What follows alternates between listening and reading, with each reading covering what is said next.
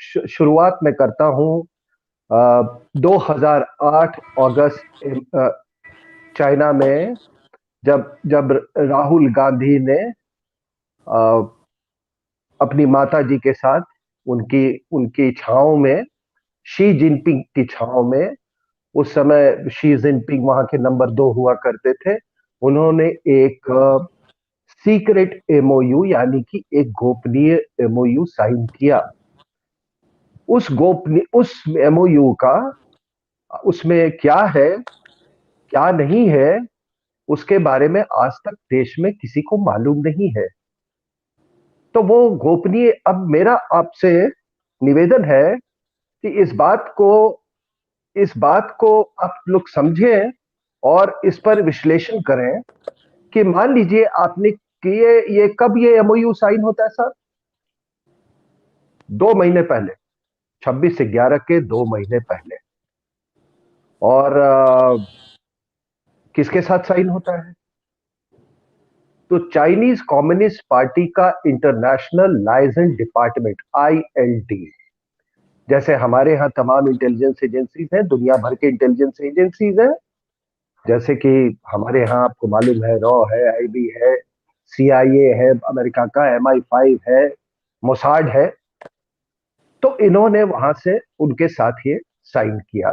और अब उसके 2 महीने के बाद 26/11 हो जाता है। तो ये बात बड़ी विचित्र लगती है कि जिस तरह से पाकिस्तान चाइना की बाहों में है स्ट्रेटेजिकली, तो ये विश्वास नहीं होता है कि चाइना को इस घटना के, इस पूरी तैयारी के बारे में, 26/11 योजना के बारे में उनको जानकारी न दी गई हो। क्योंकि इसका स्ट्रेटेजिक जो रिपरकशंस होने वाला था, जो असर होने वाला था, वो बहुत गहरा और व्यापक होता, क्योंकि ये एक प्रकार का युद्ध था। और इतने बड़े योजना को कार्यान्वित करने के लिए कोई देश, जब तक उसको कहीं से आश्वासन नहीं मिला होगा कि हमारे तरफ से कोई जवाबी युद्ध नहीं होगा या जवाबी कार्रवाई नहीं होगी, तभी उसने इतना बड़ा कदम उठाया। और उस समय के आप हालात देख लें, जियो पॉलिटिकल हालात, उस समय पाकिस्तान अफगानिस्तान को लेके बिल्कुल वहां पे बहुत परेशानी में था। ठीक है। दूसरी बात यह थी कि यह भी डर था कि इंडिया की तरफ से रिस्पॉन्स आएगा। तो मुझे जैसा लगता है कि विदेशी महिला ने जरूर कोई आश्वासन दिया होगा कि आप ऐसा कीजिए, आप ऐसा करेंगे, हम कोई कार्रवाई नहीं करेंगे। पाकिस्तान को भी आश्वासन दिया होगा। तो ये एक एक त्रिकोण बन जाता है स्ट्रेटेजिक इंटरेस्ट का, पाकिस्तान का, चाइना का और इंडिया का। चाइना का इंटरेस्ट था कि ये विदेशी महिला की सरकार आ जाए, विदेशी महिला का इंटरेस्ट था कि मेरी सरकार आ जाए, और पाकिस्तान का इंटरेस्ट था कि मोदी ये मोदी की सरकार कभी ना आए। क्योंकि 2009 में जो विदेशी महिला है और इसका जो कोर टीम है, यानी कि इसकी पार्टी में इसका एक कोर टीम है, षड्यंत्रकारियों का वो एक कोर टीम है। उन लोगों ने, उनको बहुत इस बात की चिंता थी कि 2009 में क्या होगा इलेक्शंस का। तो इसलिए उन्होंने ये हिंदू टेरर को बनाया, ताकि मेजॉरिटी कम्युनिटी है उसको डेमोरलाइज किया जाए, उसको डेमोनाइज किया जाए, उनको उनके उनके आत्मविश्वास को गिराया जाए, ताकि लोगों का जो गुस्सा जो है जिहादी टेरर के प्रति, वो कहीं बट जाए। और हमेशा के लिए ये जो जो हिंदू ताकतें हैं वो खत्म हो जाए। और पुष्पेंद्र जी, अगर मैं इसका पैरेलल ड्रॉ करता हूं, तो शायद मुझे लगता है कि ये सीख, ये उदाहरण, ये प्रेरणा, ये गांधी की हत्या से इन लोगों ने ली। आप समझ रहे हैं मेरी बात? गांधी की जब हत्या हुई थी, तो उस समय यही हुआ था कि नाथूराम गोडसे, आपको मालूम है, ये ब्राह्मण था।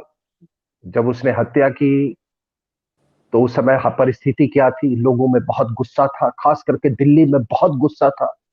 बहुत सारे शरणार्थी थे।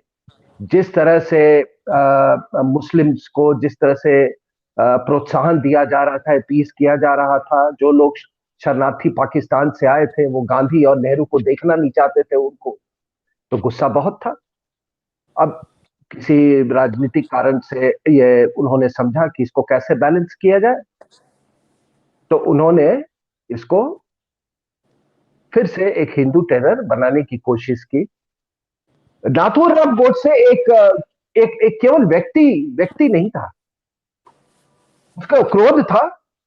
आज भी हमको भी क्रोध है, आपको भी क्रोध है। उस क्रोध को दिशा देने वाला भी कोई होता है साहब, और इंटेलिजेंसीज का यही काम होता है। तो उसके क्रोध को दिशा दी गई, और उसके बाद आपको मालूम है कि जब उनकी हत्या हुई तो हमारे जो ब्राह्मण, जो महाराष्ट्र में ब्राह्मण लोगों के साथ क्या हुआ, उनके घर लूटे गए, उनको यातनाएं दी गई, उनको मारा गया, उनके घर चला दिए गए।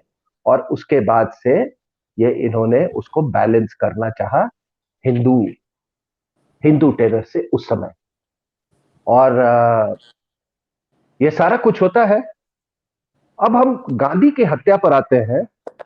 तो गांधी की हत्या आप देखें, जस्ट 10 दिन पहले, गांधी गांधी जी के हत्या के 10 दिन पहले, उनके असैसिनेशन के 10 दिन पहले, मदन लाल पाहवा ने एक बॉम्ब फेंका था उन पर।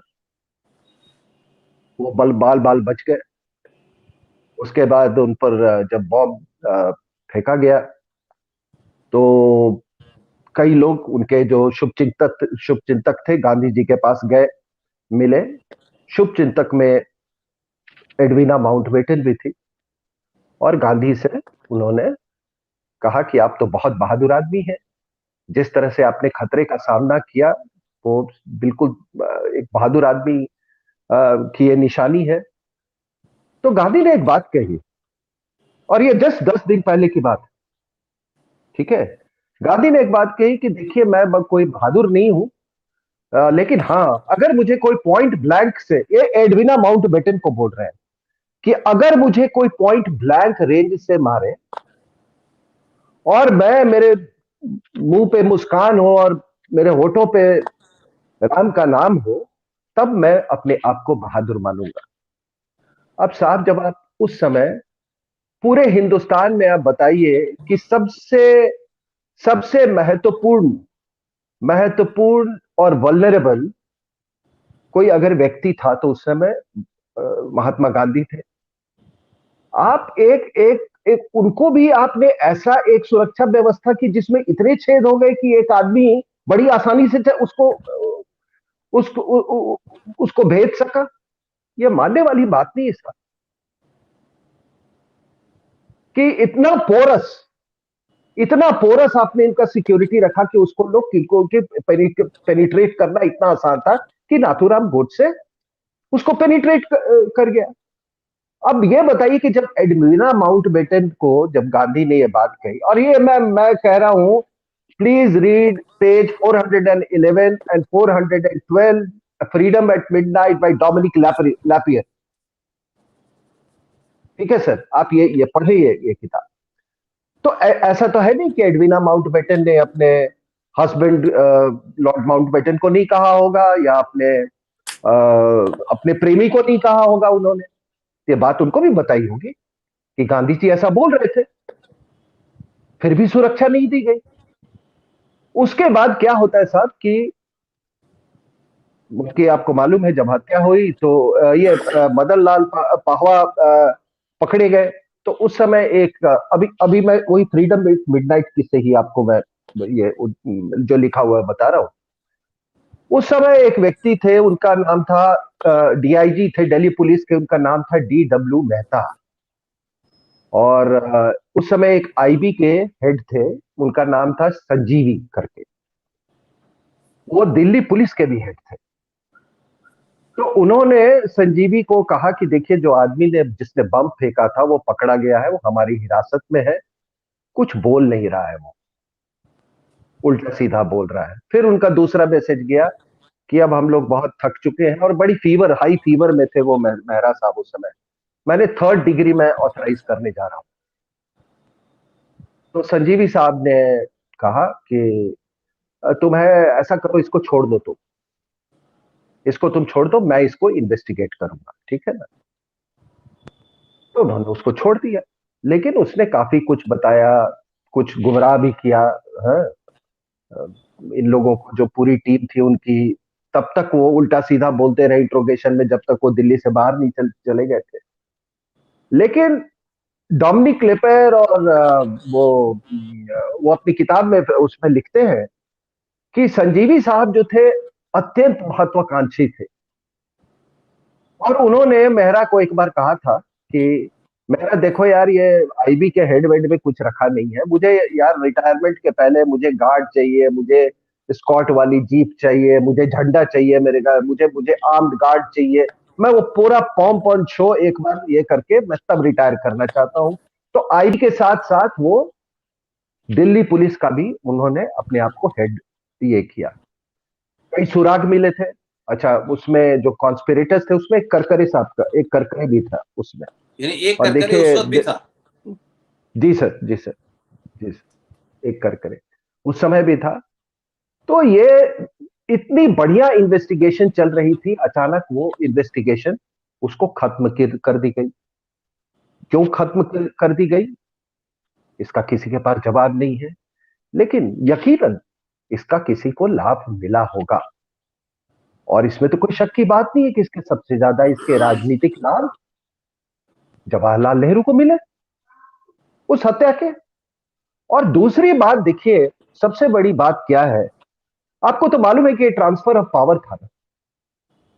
कोई भी जी आदमी जब ट्रांसफर, कोई भी देश जब ट्रांसफर ऑफ पावर करता है, तो वो ऐसे व्यक्ति को ट्रांसफर ऑफ पावर करेगा जिस पर उसको भरोसा हो।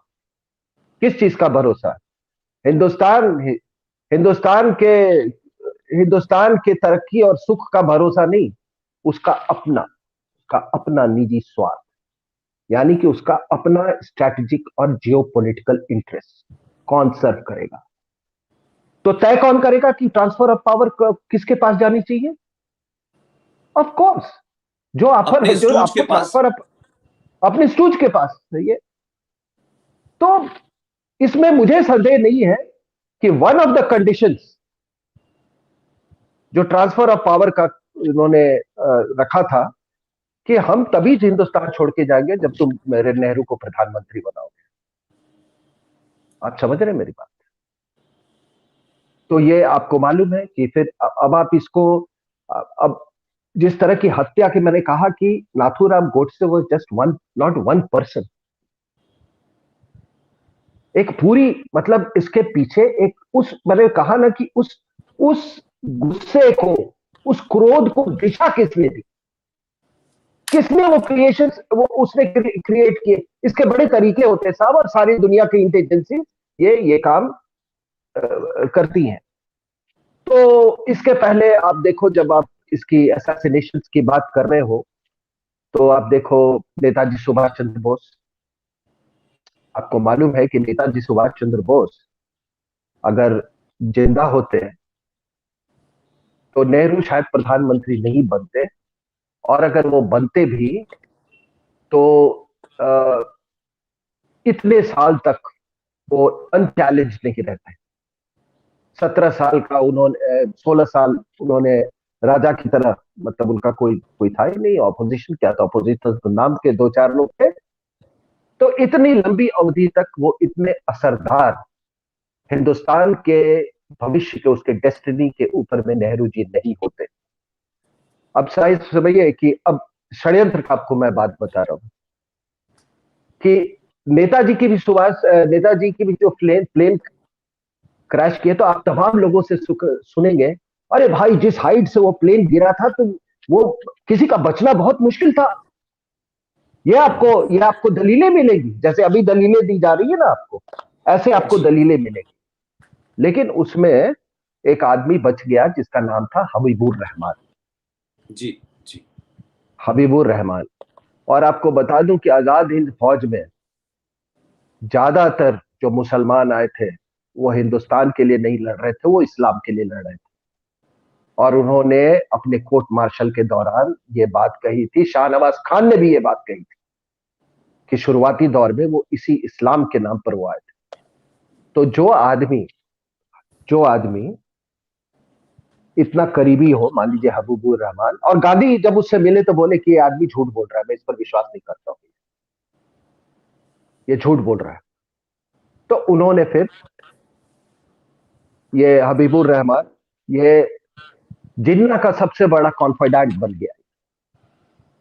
और आपको मालूम है कि जब कबीलियों को भेजा गया, जो हमारे यहाँ 47-48 वॉर हुआ था, वो ट्राइबल्स को इसी ने ट्रेनिंग दी थी, यानी इस आप कह आदमी रहे ने। हैं कि हबीबुर रहमान यहाँ से पाकिस्तान गया और फिर पाकिस्तान से जो कबायलियों की शक्ल में जम्मू कश्मीर में 48 में जो कुछ हुआ उसको ट्रेन करने वाला ये हबीबुर रहमान जो उस प्लेन में बच गया था, आप ये कहना चाहते हैं? बिल्कुल सर, बिल्कुल जी वही जी कहना चाह रहा हूं मैं। जी जी बिल्कुल मैं वही कहना चाह रहा हूँ। और यही नहीं, वो महाराजा हरि सिंह के पास भी आया था, और उसने कहा था कि आप पाकिस्तान के साथ आप विलय कर कर जाइए आप, उसने ये भी कहा था। तो ये अकेला नहीं था। ये ये जो हिंदुस्तान के लड़ने वाले लोग, नेताजी को इन्होंने एक्सप्लॉइट किया। और नेताजी की मजबूरी थी कि वो सबको मिला के चलना चाहते थे। लेकिन जैसे ही ये नेताजी का ये सब सो कॉल्ड प्लेन क्रैश हुआ, ये तो सबके सब ये जिन्ना के साथ जाके मिल गए थे।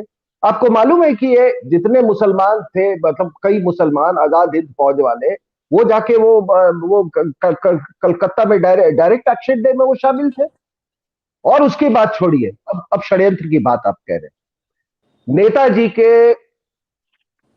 नेताजी के सो कॉल्ड क्रैश के बाद एक आदमी पे बहुत शक किया जाता था, कई लोग उस पर अभी भी शक करते हैं, और वो मेरे स्कूल का भी है। उसका नाम है शाहनवाज खान। शाहनवाज खान पेशावर का रहने वाला था, समझे।